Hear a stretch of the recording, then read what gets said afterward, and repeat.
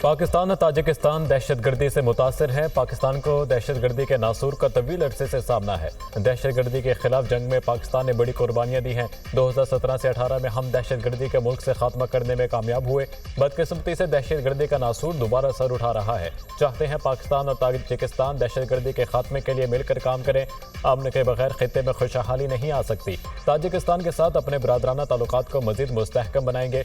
दोनों मुल्कों के दरमियान समझौतों पर दस्तखत से ताउन की नई राहें खुलेंगी।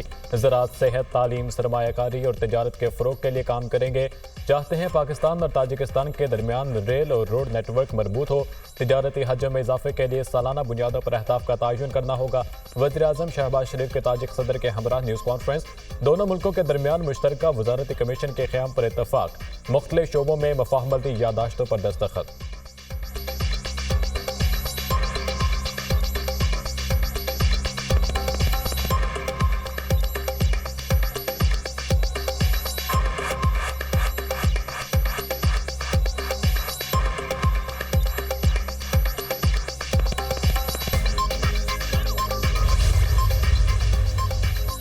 वज़ीर-ए-आज़म का दौरा ताजिकिस्तान। ताजिक सदर इमाम अली रहमान से मुलाकात। दो तरफा ताउन के वसी तर उमूर पर तबादला ख्याल।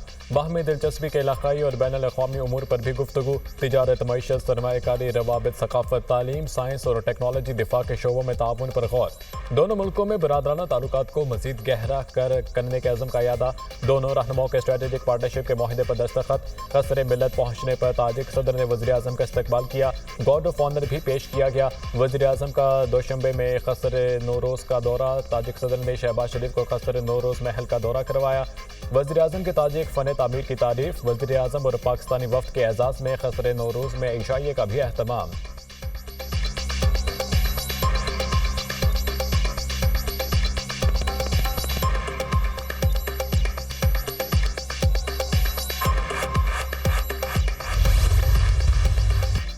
पाकिस्तान को एक बार आइन के रास्ते पर चलने दें। सुप्रीम कोर्ट के फैसले इंसाफ पर मबनी हैं। हर फैसले ने आइन को फॉलो किया। कुछ जजेस दाना होंगे, मैं उतना दाना नहीं। अदालत इंसाफ के तकाज़ों का नहीं, आइन और कानून का इतलाक़ करती है। नजरिया ज़रूरत के तमाम फैसलों में इंसाफ के तकाज़ों का ही जिक्र है। जब कुछ ठोस मवाद ना मिले तो इंसाफ की अपनी मर्जी की तशरीह की जाती है। किसी जज से बदनीयती मंसूब नहीं कर रहा। चीफ जस्टिस काजी फैज़ीसा। सुप्रीम कोर्ट में सुनी तहत काउंसिल की मखसूस नशिस्तों से मुतालिक केस। जस्टिस अतहर मिनुल्लाह ने रिमार्क्स दिए, क्या अदालत आइन की संगीन खिलाफ वर्जी की तौसीक कर दे? क्या कमरे में मौजूद हाथी को नजरअंदाज किया जा सकता है? एक आइनी इदारे ने गैर आइनी तशरीह की और सुप्रीम कोर्ट तौसीक करे कि आप चाहते हैं हम नजरिए जरूरत को दोबारा जिंदा कर दें। जस्टिस मंसूर अली शाह ने कहा, यह कोई पटवारी की जमीन के तनाजे का केस नहीं जो सिर्फ अपील तक महदूद रहे। मुकम्मल इंसाफ का इख्तियार और कहां इस्तेमाल करना है जब अदालत पूरी तस्वीर ही ना देख सके। क्या अदालत आंखें बंद कर ले? जस्टिस हसन अजहर रिजवी ने रिमार्क्स दिए कि कई सियासी जमातों को बोनस में मखसूस नशिस्तें मिली हैं। उतनी नशिस्तें इन जमातों ने नहीं जीती जितनी उन्हें दे दी गई। केस की समाअत 9 जुलाई तक मुलतवी कर दी गई।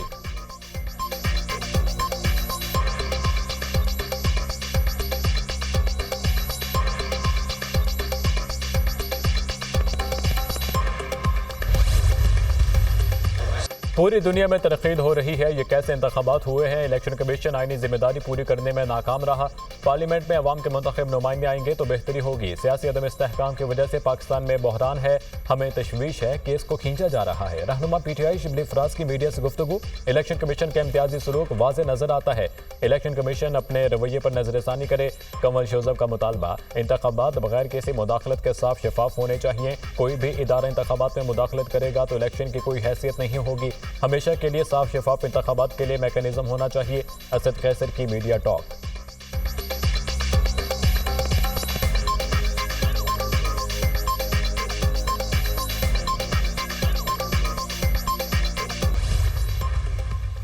अक़वाम मुत्तहिदा इंसानी हकूक़ के वर्किंग ग्रुप ने बानी PTI की गिरफ्तारी को आलमी क़वानीन की खिलाफ वर्जी करार दे दिया। बानी PTI और उनके दीगर साथियों की फौरी रिहाई होनी चाहिए।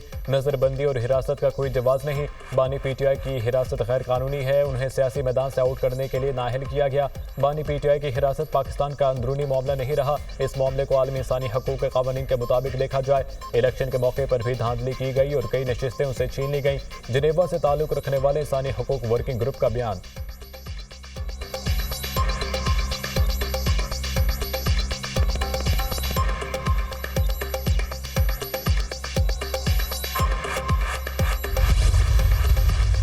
आप होते कौन हो, आप ऐसी बात करने वाले पाकिस्तान के खिलाफ? इन्हीं के एक पार्टी के साहब ने यूएन वर्किंग ग्रुप में एक लेटर भेजा।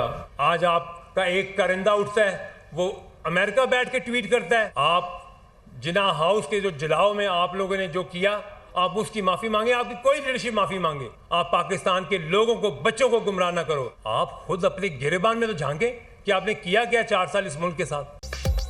पीटीआई के एक रुकन ने यूएन वर्किंग ग्रुप में खत भेजा। पीटीआई ने 2016 में लंदन जाकर पीआर फर्म की खिदमत हासिल की थी। इस पीआर फर्म से जुल्फी बुखारी ने मुतारिफ कराया था। इसी जुल्फी बुखारी ने ही यूएन वर्किंग ग्रुप को पाकिस्तान के खिलाफ खत लिखा था। तहरीक इंसाफ ने पाकिस्तान के खिलाफ साजिश की। आप दावा करते हैं मुहिब वतन है, लेकिन आप मुल्क दुश्मन है। आपका मकसद है मुल्क में आग फैले। आप चाहते हैं इदारे आपस में लड़े। ओन चौधरी पीटीआई पर बरस पड़े। एक कारिंदा अमेरिका से ट्वीट, दूसरा लंदन से खत लिखता है। मुसल्लह अफवाज के खिलाफ प्रोपेगेंडा किया जाता है। हमें पता है वो अकाउंट कौन चलाता है। पहले साइफर की बात की, फिर वहां जाकर फर्म की खिदमत हासिल की। अपने गिरेबान में झांकें। आपने 4 साल दौरे हुकूमत में क्या किया?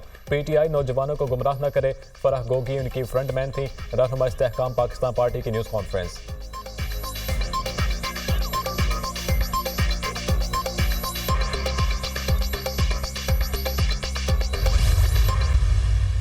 कांग्रेस अमरीकी हुकूमत की एक अलहदा शाख है, इसकी कानून साजी पर बात नहीं कर सकते। नायब तर्जुमान अमरीकी महकमा खारजा वेदांत पटेल का पाकिस्तानी इलेक्शन में मुदाखलत की आज़ादाना तहकीकात की करारदाद से मुताल्लिक सवाल पर जवाब। कहा, पाकिस्तान में इंतखाबात की शफाफियत का मामला हमारी तवज्जो का मरकज़ है। पाकिस्तानी हुकाम से यह मामला उठाते रहेंगे। अमरीका ने हमेशा पाकिस्तान में आज़ादी इज़हार और इंसानी हकूक़ पर जोर दिया। बानी पीटीआई पर मुकदमात पाकिस्तान का अंदरूनी मामला है। पाकिस्तान और भारत को अपने मामलात खुद तय करने हैं। अमरीका दुनिया भर में पड़ोसी ममालिक में मुज़ाकरात की हौसला अफजाई करता है।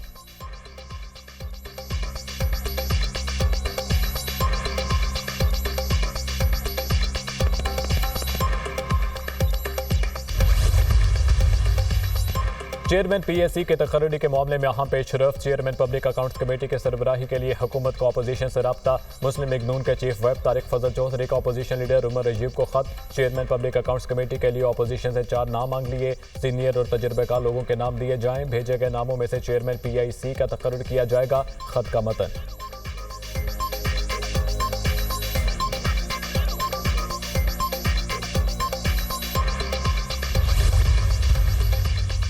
£190 मिलियन रेफरेंस में बुशरा बीबी की दरख्वास्त जमानत मंजूर। बुशरा बीबी की गिरफ्तारी मतलूब नहीं। चेयरमैन नैब ने वारंट गिरफ्तारी जारी नहीं किए। डिप्टी प्रोसिक्यूटर जनरल सरदार मुजफ्फर अब्बासी के दलाइल। रेफरेंस में मजमूई तौर पर 27 गवाहों पर जिरह मुकम्मल। एहतसाब अदालत ने समात 5 जुलाई तक मुलतवी कर दी। दौरान इद्दत निकाह केस में बानी पीटीआई और बुशरा बीबी की सजा के खिलाफ अपीलों पर समात। हर सूरत 8 जुलाई तक इद्दत में निकाह केस में सजा के खिलाफ अपीलों का केस खत्म करना है। एक दिन निकाह हुआ, दूसरे दिन खबर मानिका को पता चल गया, लेकिन वो खामोश रहे। सेशन जज अफजल मजूका के रिमार्क्स।